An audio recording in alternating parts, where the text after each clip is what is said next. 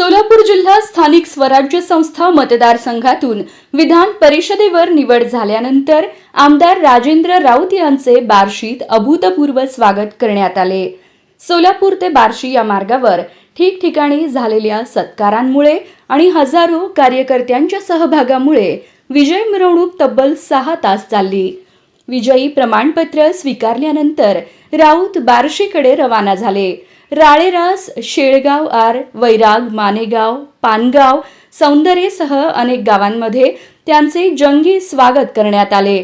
अनेक ठिकाणी जेसीबीद्वारे पुष्पवृष्टी करण्यात आली।